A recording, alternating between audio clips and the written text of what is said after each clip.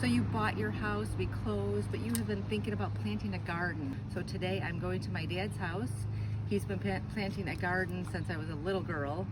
Yesterday we had dirt delivered, which was 50% mushroom compost and 50% dirt that we spread out in the garden. And today the rototiller is getting done and the garden is actually getting planted. I have some really cool ideas this year. I will show them to you. So if you have small spaces or large space, this will work for you. Let's go. Okay, so the garden has been rototilled. Let me show you.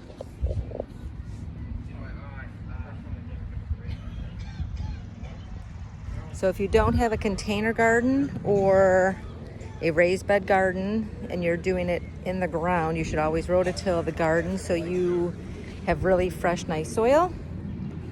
It's much easier to plant if you have fresh soil. Like I said, I did a 50-50 mixture of mushroom compost and topsoil. This way, you don't have to do that every year, but you should have good fertilizer to put in also when you do the garden. So let's get to planting. I'm going to show you the rototiller that we use. My brother's actually doing it because they're planting a garden, not a garden, a flower garden in the front yard. So you can see it's actually a very big rototiller. It's easier for him to handle. I couldn't actually handle it, but I will show you.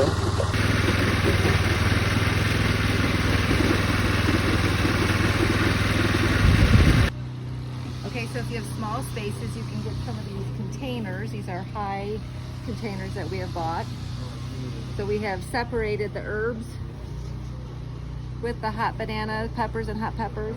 And then this one we're gonna put tomatoes. So you wanna make sure you get a good soil mixture. If you don't know how to do it, but most people do. This one we have a mixture again of mushroom compost and topsoil. And you'll get your garden going. I'll show you how to do smaller containers in just a minute. Now what we have done is we have decided where our walkways are going to be and where we're actually going to plant. So we did 18 inches and then 24 inches. So every 24 inches is your plant with an 18-inch walkway. And as you can see, my brother John, he is raking. So the middle will be where we're planting. So you have a nice high planting area right in the middle. Okay, so what we did is we have our walking rows, which is this one. And then we built up the middle row, as you can see in the middle. That's where we're going to plant in between each one, which makes things a lot easier. So we put 18, 24. So it's 18 to walk and 24 across for the plants. This way you can keep everything organized. So that's what it looks like. This year we're trying a trellis, which is going to be for my cucumbers, cantaloupe, small baby watermelons, stuff like that. So as you can see, I took some cattle gate, 16 feet long by about 4 feet wide.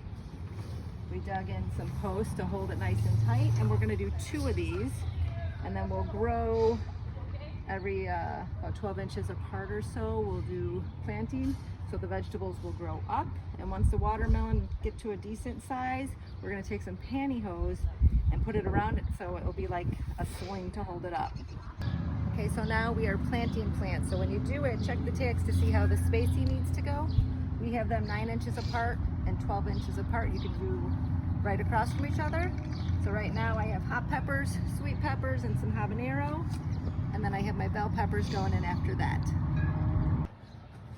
Okay, so I also got these great containers. If you are low on space, condos, apartments, whatever, and you want to grow things on your balcony, or if you just have a small patio, Kelly Kim, she's awesome. Look up her YouTube videos. I got these awesome containers. They're supposed to be wonderful for your crops, and things are supposed to grow.